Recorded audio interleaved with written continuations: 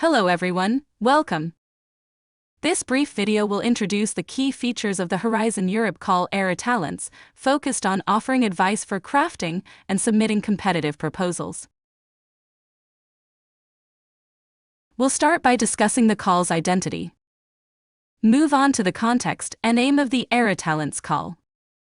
Then talk about the expected outcomes and scope. Ultimately, we will review certain specific conditions that need to be considered in the proposal. Let's take a look at the main features of the call. The ERA Talents call is a coordination and support action facilitating collaboration and networking. It is expected that 20 projects will be funded with 1 to 3 million euros each. The expected duration of the funded projects is up to 4 years. The consortium must be led by a coordinator from a widening country, and it must include participants both from the academic and non-academic sectors. The consortium must consist of at least 3 EU member states or associated countries, with at least 2 coming from widening countries. Finally, the submission deadline is September 26, 2024, at 17 o'clock Brussels time.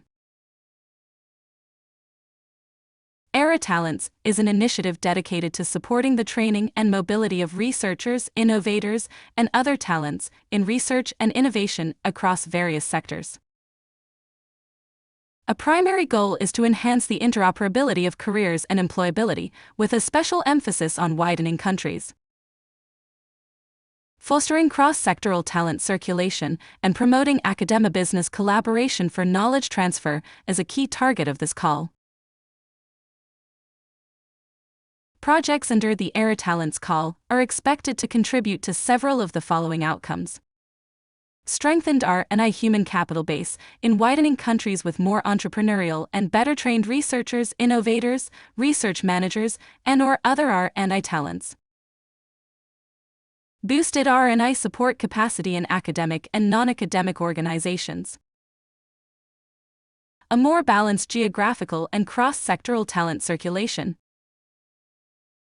Increased access for private entities to public R&I institutions, including R&I infrastructures and their know-how across Europe and beyond. Increased excellence of the research performing organization in widening countries. A more structured and impactful collaboration between the academic and non-academic sectors. Increased research, entrepreneurial, and other transferable skills for the R&I talents exchange in the action. Improved employability and sustainable career prospects for R&I talents within the academic and non-academic sectors. The ERA Talent Scheme promotes intersectoral collaboration in R&I through cross-sectoral exchange of staff with a focus on widening countries. The European Commission aims to support and incentivize transformations towards a more geographically balanced talent circulation, increased interoperability of careers across different sectors, and improved employability of researchers and other R&I talent. Within this scope, ERA Talents seeks to support the training and mobility of researchers, innovators, and/or other R&I talents across sectors, focusing on widening countries. The proposals should address one or both of following aspects related to improving training and lifelong learning opportunities for researchers, innovators, and other research and innovation talents. In particular, training in skills and competences, following specific demand from other sectors, notably the business sector. Skills can particularly include entrepreneurship, use of digital tools, knowledge valorization, intellectual property rights, and the greening of society. Training to build R&I support capacity in both the academic and non-academic sectors, such as administrative, managerial, and technical staff, supporting R&I activities and capacities in their organizations.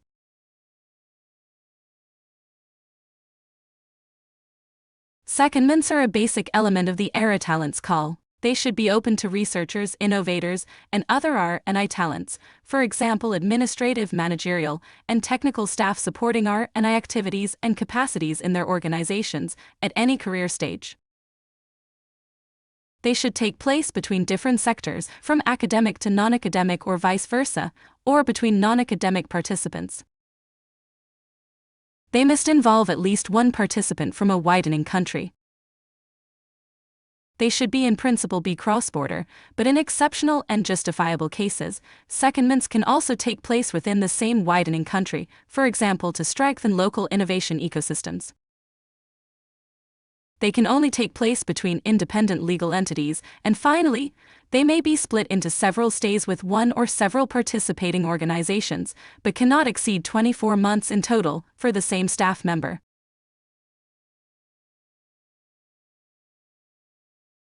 Finally, a few words about the budget. At least 70% of EU requested contribution should be dedicated to the beneficiaries from the widening countries. Also, regarding the cost eligibility, the grant covers expenses related to the participating organizations and individual staff members hosted seconded, for example, administrative costs, training costs, travel and subsistence costs, salaries for seconded staff, and costs associated with dissemination, communication, and knowledge valorization. Thank you very much for watching this video. Visit our website at www.exelixisrm.com or send us an email at uprojects@exelixisrm.com to learn more about our services and available funding opportunities.